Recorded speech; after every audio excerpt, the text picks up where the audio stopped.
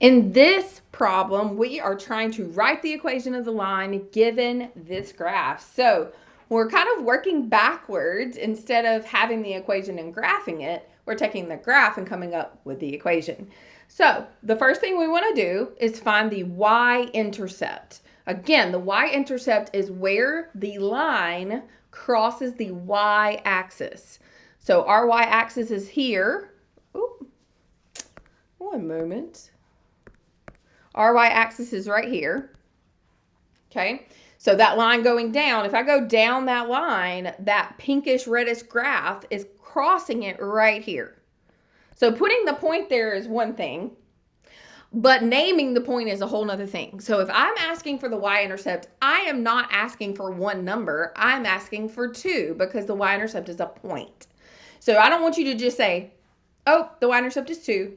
That's not quite correct, okay? The y-intercept is the point 0, 2.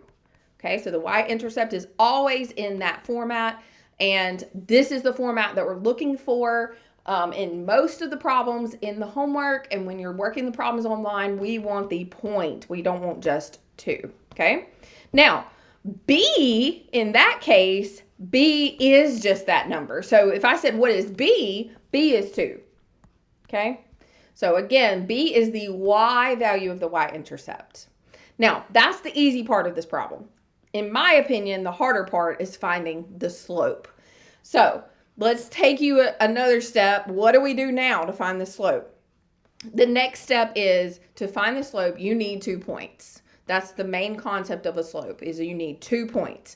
We already have one of them. It's the y-intercept. But we need to find another, quote unquote, good point.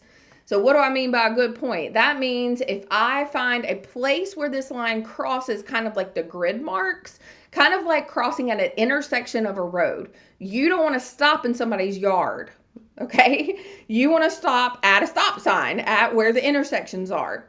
That's what we're doing here. So we want nice whole numbers when we're naming the next point. The easiest way to do this, in my opinion, is maybe start at the y-intercept, and you can either go up or down. I typically go down.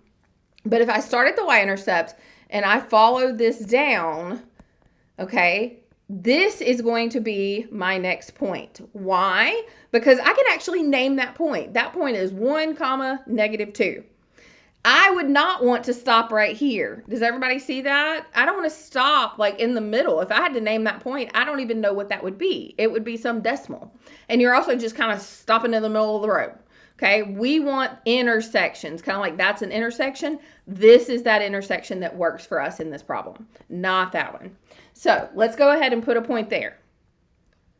Okay, so how do you find the slope? Use the y-intercept as one of your points and find another good point. Now, from here, we're going to use the concept of rise over run. So go back and check my previous video on how to do that for graphing. But now how do we do that for getting it off the graph to figure out the slope? We're going to start with the bottom point. And technically, you can start with either one. I like to start with the bottom point. So I'm trying to start at the bottom point and go to the top point, in this case, the y-intercept. But again, I'm not crossing people's yards. I want to follow the roads. So from here, I want you to count how far up you do. That's your rise. So we're going to count up 1, 2, 3. So my rise here is 3 units, and that will end up being the top or the numerator of our fraction. So we went up, so this is a positive 3 units. We can simplify the signs in a minute.